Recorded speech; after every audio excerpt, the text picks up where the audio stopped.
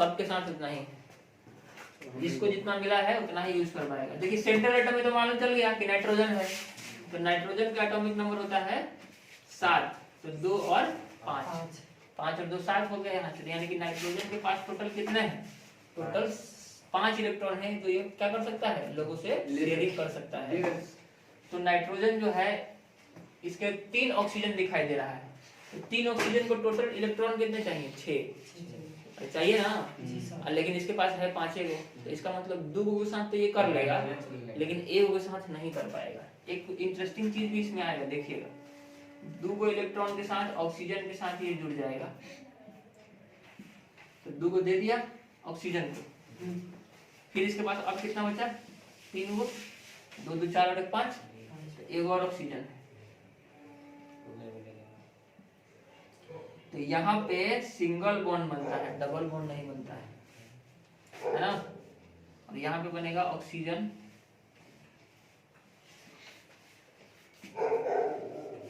ये काहे होता है इसके बारे में चर्चा करेंगे हम। इस ऑक्सीजन को भी 2 गो चाहिए, तो ये एगो तो इससे ले लेगा और एगो इस हाइड्रोजन से ले लेगा, तब भी इसका ऑक्टेट कंप्लीट हो जाएगा। अरे समझ रहे हैं, ऑक्सीजन को 6 गो चाहिए कहीं से भी मिले, टोटल 8 गो चाहिए, तो 6 गो तो है इसके पास, 2 गो उसको चाहिए, तो इसमें तो 2 गो इससे लिया तो भी 8 हो गया, यहाँ पे भी 2 गो लिया, लेकिन इस केस में ये पूरा का पूरा दोनों इलेक्ट्रॉन क्या किया है, नाइट्रोजन इसको शेयरिंग में दिया है, समझिएगा दोनों में अंतर। और यहाँ पे दोनों तरफ से एक एक को लिया है, एगो इससे और एगो इससे, तो 2 2 4 2 6 और 2 8, इसमें भी 8, इसमें भी 8 और इसमें भी 8, इस केस में भी 8 ही हुआ है, लेकिन इस केस में ये वाला बॉन्ड जो है ये कहलाता है कोऑर्डिनेट बॉन्ड। याद कीजिए, बोले थे कि जो स्ट्रॉन्ग बॉन्ड होते हैं वो 4 होते हैं, हम लोग आयनिक और कोवेलेंट पढ़ रहे हैं, इसके अलावा 2 और होता है, कोऑर्डिनेट और एगो मेटालिक, 4 बॉन्ड होते हैं। तो ये जो दूसरा वाला एगो बचा, ये कोऑर्डिनेट का एग्जांपल है। कोऑर्डिनेट में क्या होता है बता रहे हैं, वही बता रहे हैं, ध्यान से सुनते रहिए सिर्फ। कोऑर्डिनेट बॉन्ड में क्या होता है, जो शेयरिंग है वो एक ही तरफ से होता है, कोवैलेंट बॉन्ड में क्या होता है, शेयरिंग दोनों तरफ से होता है।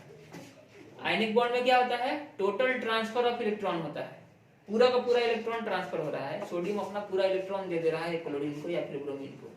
इस केस में ये क्या कर रहा है, नाइट्रोजन कह रहा है कि हम तुमको पूरा नहीं देंगे, है ना, कह रहा है कि हम 2 इलेक्ट्रॉन तुमको दे रहे हैं, लेकिन ये दोनों इलेक्ट्रॉन मेरे शेयरिंग में रहेगा, हम तुमको दे नहीं रहे हैं, रहेगा मेरे साथ भी। उस केस में वो पूरा दे रहा था।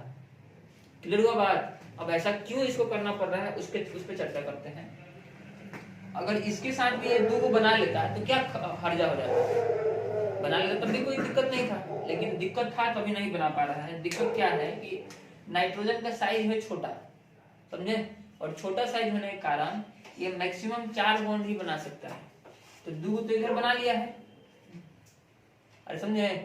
अगर 2 को यहाँ बनाता है तो एगो तो यहाँ बनाना ही बनाना पड़ता है इसको, तो टोटल कितना हो जाते हैं, 5 बॉन्ड, और 5 बॉन्ड जो है नाइट्रोजन छोटे साइज होने के कारण बना नहीं सकता है, तो मजबूरी में इसको क्या करना पड़ता है, एक ही बॉन्ड बनाना पड़ता है। तो इससे 2 को दिया है तो 2 को लेगा, इसको एगो दिया है तो एगो लेगा, इसको कहा है कि हम 2 शेयरिंग में रखे हैं, मतलब उससे कुछ भी नहीं ले रहा है, सिर्फ उसको दे रहा है। तो शेयरिंग में अगर सिर्फ देना हो तब क्या नाम बोलते हैं, कोऑर्डिनेट। दोनों तरफ से अगर शेयरिंग हो तब क्या नाम बोलते हैं, कोवैलेंट। और अगर पूरा इलेक्ट्रॉन शेयरिंग ट्रांसफर कर दिया जाए तब क्या नाम बोलते हैं, आयनिक। क्लियर हुआ। वैसे और डिटेल में हम लोग पढ़ेंगे कहाँ पे, 11th में। तो यहाँ पे क्या बन रहा है structure, nitrogen double bond O, फिर इधर सिंगल बॉन्ड OH और इधर सिंगल बॉन्ड O। समझे कि नहीं समझे, कोई दिक्कत, नीचे वाला पोजीशन ये वाला ये क्या समझाएंगे अभी, इतना देर से यही समझा रहे हैं। डबल बॉन्ड क्या है, 2 को शेयरिंग में तो डबल बॉन्ड नहीं बनेगा, ऑक्सीजन और हाइड्रोजन के बीच में सिंगल बॉन्ड बना, तो दिखा दो ना, मतलब एक शेयरिंग होगा दोनों तरफ से तो सिंगल बॉन्ड बनेगा, 2 शेयरिंग हुआ तो डबल बॉन्ड, 3 शेयरिंग हुआ तो ट्रिपल से ज्यादा नहीं बनता। हाइड्रोजन को भी घेरिए, जी जरूर घेर देते हैं, जैसा आप कहें, ठीक है। H2SO4 को देखिए, सल्फर को, सल्फर का आउटर मोस्ट इलेक्ट्रॉन में 2 8 6 16 होता है। तो सल्फर के पास भी कितना इलेक्ट्रॉन हुआ?